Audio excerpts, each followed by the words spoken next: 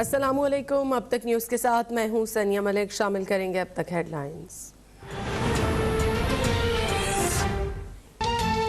Election commission ने वफाकी वज़रा फवाद चौधरी और आज़म स्वाति की माफ़ी कबूल कर ली। आइंदा मोहतात रहने की हिदायत। आज़म स्वाति का माजरत कबूल करने पर इलेक्शन कमीशन से इजहार तशक्कुर।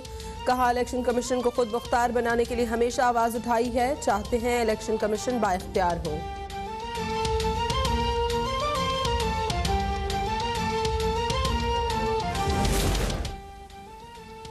नून लीग ने लोगों की किरदार कुशी की। जाली वीडियो ऑडियो शाया की। उनकी तरजीह अवाम नहीं इक़्तिदार है।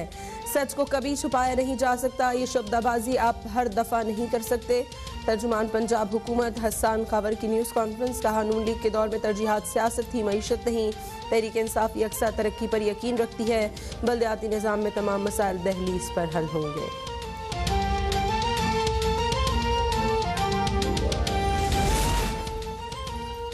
मईशत वेंटिलेटर पर है, लेकिन पीटीआई हुकूमत सोई हुई है। दरामदात आसमान को छू रही हैं। किसी भी मौशी अशारिये में बेहतरी नहीं।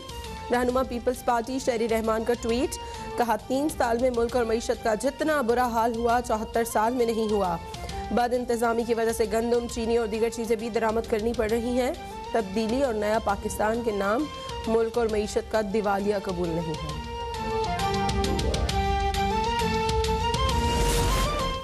शदीद सर्दी में संगीन गैस बहरान। कहीं गैस नायाब तो कहीं घंटों गायब। कहीं गैस का इंतहाई कम प्रेशर। अवाम का इम्तिहान लेने में मसरूफ। होटल वाले भी गैस ना होने पर लकड़ियां जलाकर खाना तैयार करने पर मजबूर। वफाकी वज़रा ने भी गैस की लोड शेडिंग पर काबीना इजलास में वज़ीर आज़म के सामने सवालात उठा दिए। इंडस्ट्रीज को बरामदी ऑर्डर्स मुकम्मल करने के लिए गैस की फराहमी के लिए 3 रुकनी कमेटी कायम कर दी।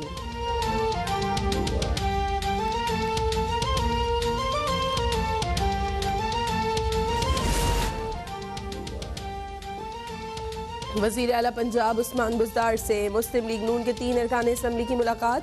मियाँ जलील शर्कपुरी, गयासुद्दीन और चौधरी अशरफ अंसारी का उस्मान बुज़दार की क़यादत पर मुकम्मल एतमाद का इजहार। उस्मान बुज़दार ने कहा, हमने खोखले नारे नहीं लगाए, सिर्फ अवाम की खिदमत कर रहे हैं और करते रहेंगे। तनकीद बराए तनकीद करने वाले अनासिर का एजेंडा तरक्की के सफ़र को रोकना है।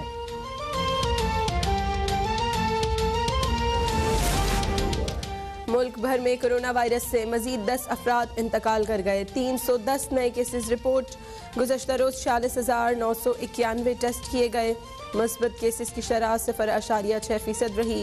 मुल्क के मुख्तलिफ अस्पतालों में दाखिल कोरोना के 645 मरीजों की हालत तशवीशनाक है।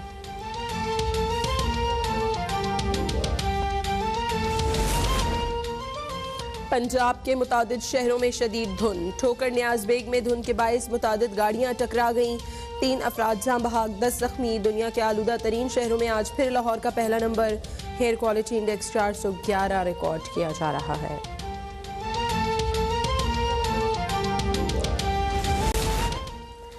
और ओहदा संभालते ही कई चैलेंजेस का सामना रहा। नीयत ठीक हो तो तमाम चीज़ें ठीक होती हैं। कोचेस की ज़रूरत होती है, इस बात से इनकार नहीं है। चेयरमैन पीसीबी रमीज़ राजा की न्यूज़ कॉन्फ्रेंस। कहा, नए क्रिकेटर के लिए दुनिया के बेहतर कोचेस को लेकर आएंगे। पाकिस्तान टैलेंट हंट भी जल्द ला रहे हैं। 100 बच्चों को तरबियत देंगे। माहाना 30,000 रुपये वजीफ़ा दिया जाएगा।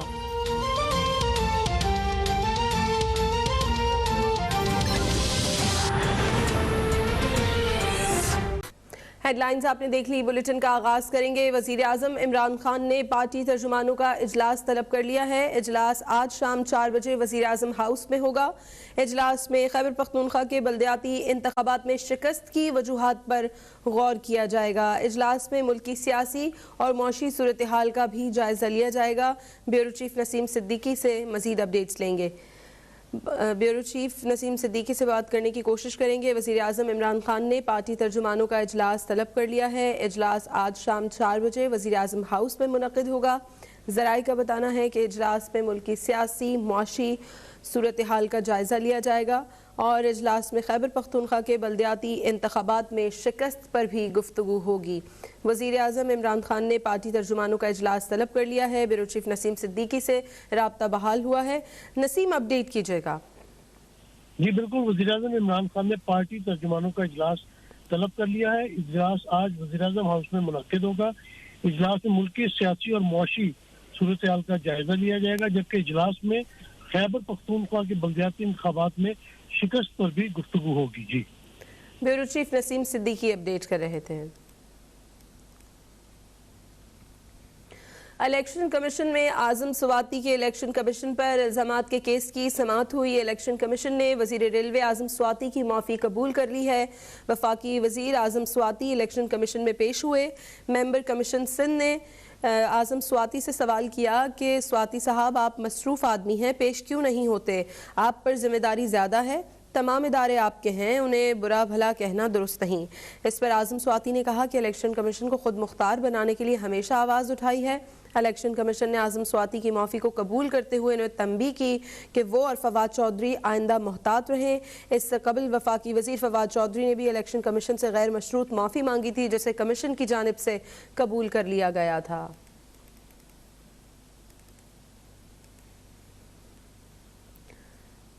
नायब सदर पाकिस्तान पीपल्स पार्टी सेनेटर शरी रहमान ने बढ़ती हुई दरामदात और करंट अकाउंट खसारे पर तशवीश का इजहार किया है। शरी रहमान ने एक ट्वीट में कहा कि मईशत वेंटिलेटर पर है, लेकिन पीटीआई हुकूमत सोई हुई है। दरामदात आसमान को छू रही हैं। जुलाई से नवंबर तक मुल्क की दरामदात 29 अरब 90 करोड़ डॉलर रही, जबकि नवंबर में करंट अकाउंट खसारा 1 अरब 91 करोड़ डॉलर बढ़ा है, जो रवा माली साल में 7 अरब 8 करोड़ डॉलर तक पहुँच गया है। शरी रहमान ने कहा कि रवा साल मुल्क और मईशत का जितना बुरा हाल हुआ 74 साल में नहीं हुआ। हुकूमत की बद इंतजामी की वजह से पाकिस्तान को गंदम, चीनी और दीगर चीज़ें भी दरामद करनी पड़ी हैं। तब्दीली और नए पाकिस्तान के नाम पर मुल्क और मईशत का दिवालिया कबूल नहीं है।